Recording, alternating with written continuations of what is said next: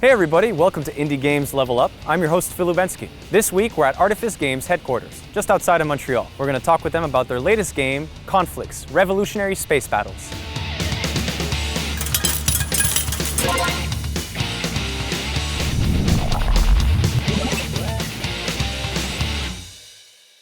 Conflicks, Revolutionary Space Battles is a surprisingly effective mashup between a real-time strategy game and a physics-based game. Conflicks has a wacky storyline involving Leonardo da Vinci, space warfare, and lots of chickens. But don't be fooled by its crazy exterior. Conflicts' unusual combination of elements work really well together, providing deep and challenging gameplay. Today, I'm with co-founder and game designer here at Artifice Studios, Yan Pepin. Yan, thanks for having me.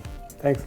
You know, at first glance, people might think that Conflict's story is just meant to be wacky and funny. But as I played the game, I found that the lore went quite deep and it meshes really well. The inspiration for Conflicts started when Vince and me were playing a traditional board game we in Quebec call Pichenot.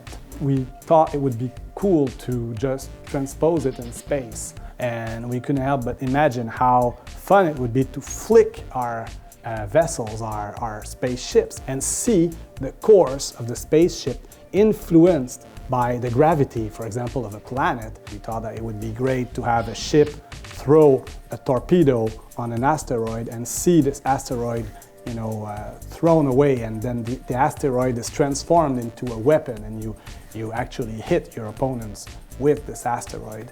And then we invented black holes, corrosive nebulae, wormholes where you can enter in one wormhole and exit in another place of the battlefield. We have cheese moons that act a bit like bumpers in a flipper. Was Conflicts always meant to be an RTS physics-based hybrid? Yes? Well, it was not a hybrid in itself. We didn't think of, let's take Angry Bird and StarCraft and mix them together and make a hybrid. No, we have an idea and then we invent the game mechanics we need to convey that idea.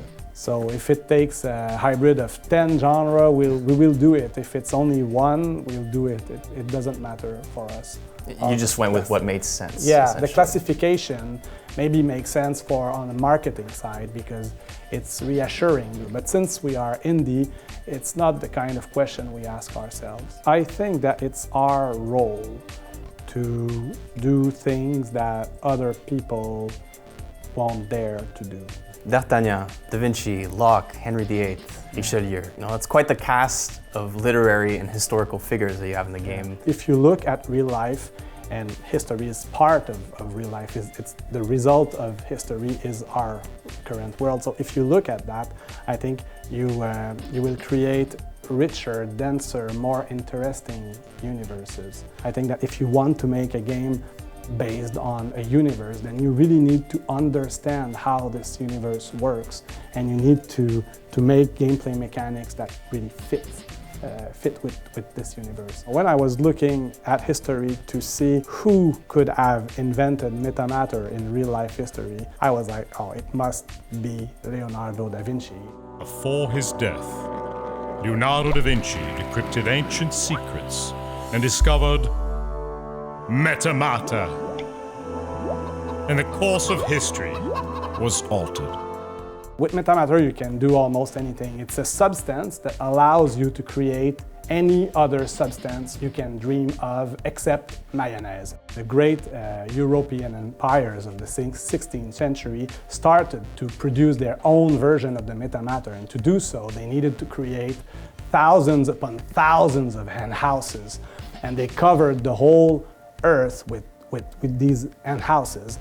And soon enough, there was no more room left on Earth, so they had to leave the Earth and start to colonize the universe. And so when the game starts, we're in 1789, and humanity is divided into 4 warring factions, each vying to control the planets of the galaxy, to create even more hen houses there everywhere, to create even more metamatter. And there are rumors that somewhere in some planet, some hens were exposed to very, very, very concentrated metamatter, and they started to mutate into intelligent hens. And they will save the humanity, because humanity in Conflicks is too stupid. So your first game was Sang-Froid, and it got overall good reviews. Yeah.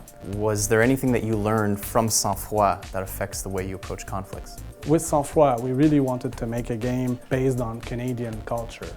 And we mixed up French, Irish, and Amerindian lore together because we wanted to offer a different new take on werewolf stories. It enables us to think a bit differently because we have a different history, we have different lore, different tales that are told to us when we were young. We see a lot of American games, European games, and Japanese games, but what about African games, for example? It's beginning to emerge, I think. So we'll see more and more of them, and I think we were part of this movement. Sang-Froid, it was a great accomplishment, but at the end of the project, I was completely exhausted. Now it seems that with Conflicks, I kind of found some kind of equilibrium, and this was made possible because of the incredible team I was able to work with. So I would say that the best thing in Conflicks is not the game itself, but how it was made. Yan, thank you so much for the interview. You're welcome. So for more info, go to www.artificestudio.com/steam. Indie Games Level Up is produced by Handmade. Handmade creates compelling live action and animation, including video game trailers, commercials, and this web series. To find out more, visit handmadecreative.ca. This episode is sponsored by the Canada Media Fund. Since 2010, they've invested over $50 million in Canadian indie game studios. The Canada Media Fund is proud to help indie games level up, explore innovation, and creativity in indie games. Thank you for watching this episode of Indie Games Level Up. Don't forget to subscribe, and if you want to try out the game for yourself, leave a comment below for a chance to win a Steam key for Conflicks: Revolutionary Space Battles.